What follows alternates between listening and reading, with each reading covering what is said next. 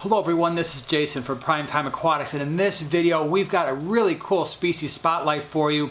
It is Neolamprologus callipterus. It's a Lake Tanganyikan fish that's got a lot of really interesting personality, great color. I think you're going to enjoy it, so stay tuned.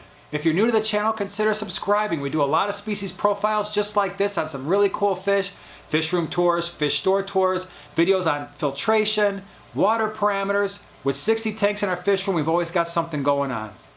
So this is Neolamprologus callipterus. It is from Lake Tanganyika. Now Lake Tanganyika is located in Africa, and the water there is relatively hard and it has a high pH. What we're looking at here is a 33 long. What's interesting about a 33 long is it has the same length, 4 feet, and the same width, 12.5 inches, as a 55 gallon. The main difference is they're not as tall. And that's okay for the fish that we keep in this tank. The vast majority of them like to be near the bottom of the tank. So this size is working out really, really well. Now, one of the most interesting things about this fish is the differences between males and females. And there are some big differences. First thing is size. The males are much larger than females. The males can get up to 5 to 6 inches long, while the females generally stay 2 to 2.5 inches. And in fact, it's one of the biggest differences in terms of weight of any fish on the face of the earth. So that's kind of cool that the males are so much larger than the females. The other difference is coloration. The males tend to get like a nice green, like almost iridescent green head, and they get iridescent blue lips, where the females, they generally stay pretty much silver. We can see one creeping in here on the right-hand side, much smaller fish, not a lot of color, just generally stays silver. With the two males that you're looking at, you see that green head, the blue lips. It's really cool. So those males really tend to stand out. When it comes to their temperament, these are cichlids. The callipterus can be somewhat aggressive, and the males might show some aggression towards one another. We've generally managed that fairly well in this tank, but just be aware that it can happen. Now, when we're thinking about tank mates for these fish, these are Lake Tanganyikan fish, and so ideally you probably want to have other Lake Tanganyikan fish in your tank if you're going to have a community. And so in this 33 long, we've got a number of fish in here. We've got Neolamprologus leylupi. Those are the orange fish that you see in the video. We have the Julidochromis transcriptus. They kind of have that checkerboard pattern. There's a couple of them, a male and a female pair, that hang out under the rocks. We have Parasiprochromis. That's more of the feather fin looking fish that's kind of mid-water. It's got those really, really pretty, almost fluorescent blue stripes. So that's what's going on in this tank. I believe there's also one bristlenose in here kind of doing its thing. Other types of tank mates you might consider are Calvis, maybe some Regani, Caudopunctatus. Could you potentially put these fish in with other types of shell dwellers? Maybe, but you'd probably want a fairly large tank, like maybe 75 gallons or above, just so that you don't have any competition. As we're going to see in a little bit, shells become a hot commodity with these fish. So you're really looking at other types of Lake Tanganyikan fish. We actually have a random molly in here. We had a pair, and then they have some offspring. And the molly that you're seeing here is one of the offspring. And I leave it in here because, one, it's not getting picked on, and two, it keeps a kind of check on the green hair algae that we get in this tank from time to time. Now, what we have in here in terms of the callipterus, we've got 4 males and 4 females. That is not ideal, and I'll talk about why that is in a moment. When it comes to water parameters, temperature, we keep this tank right around 78 to 80 degrees, and that's been working out really well for them. Our pH in this tank is right around an 8.2. Again, that's pretty good. Water hardness, we're right around 10 degrees, or about 180 to 200 parts per million. And again, that's pretty good for this fish. Now, when it comes to just general water quality, Lake Tanganyikan fish don't do well in tanks that aren't properly maintained. So we want to make sure that we have a well-cycled tank, no ammonia, no nitrites. Try to keep the nitrates at 20 parts per million or less. And that's really when you're going to start to see them thrive. Feeding these fish is relatively easy. We generally feed them flake food a couple times a day, and they eat it and they love it. We have all different types of sinking pellets, a lot of New Life Spectrum, both the micro pellets and the medium-sized pellets. They eat those both as well. They really like frozen brine shrimp, occasional frozen bloodworms. They like that as well. But the thing that they go craziest for, what they really get excited about, is live baby brine shrimp. You wouldn't think a fish this size would eat live baby brine, but we feed it to this tank twice a day, and mostly because we always have fry in this tank.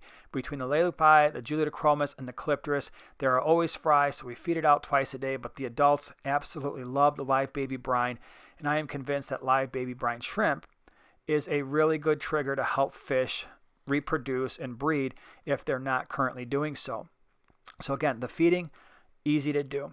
Now when it comes to tank size, again, I mentioned this already, we're looking at a 33 long. So the volume isn't that great. It's 33 gallons. But the fact that we've got a 4-foot tank by 12.5 inches wide, that certainly helps. So it's got the same footprint as a 55.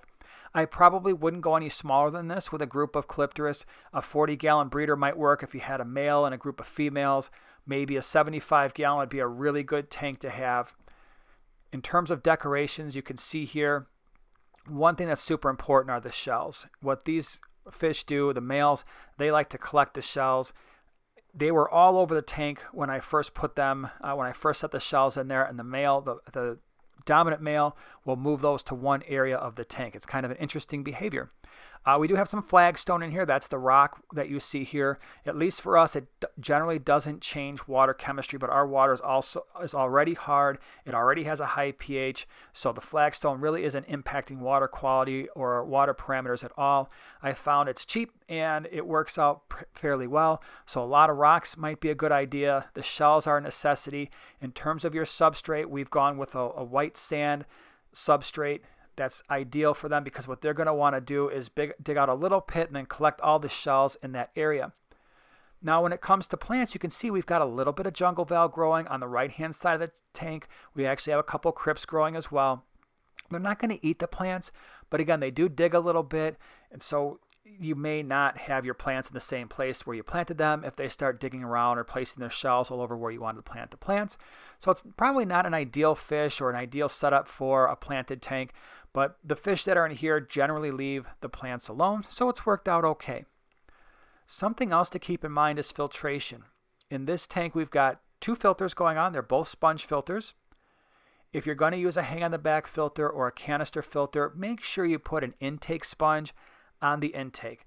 The fry that these fish produce are really tiny. They could very well get sucked into the intake, and an intake sponge will certainly prevent that from happening. Now when it comes to male-female ratios, this is where you want to be careful. What I've got in this tank is not ideal. I've got 4 males and I believe 4 females ideally. And what happens in nature is you'll have a single male potentially with dozens if not hundreds of shells and a huge harem of females. There could be dozens of females.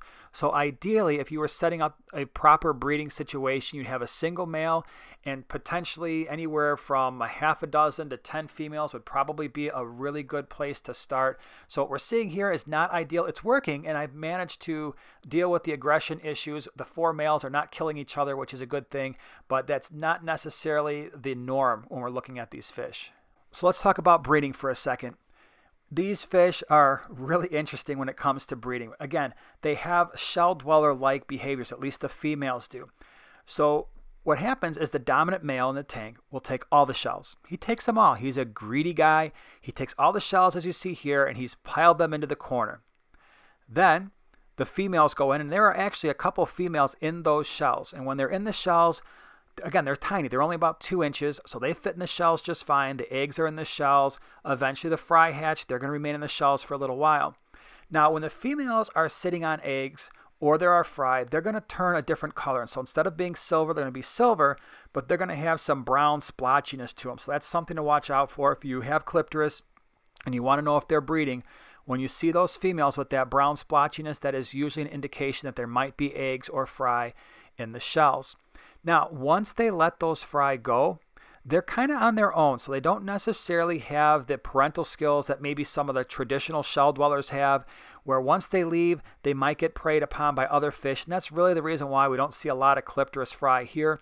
I do wind up seeing a lot of Leupi fry, Julidochromis fry tend to survive, but the Callipterus fry, unless you're going to remove them after they have been released from the shells, they're probably going to get preyed upon by other fish.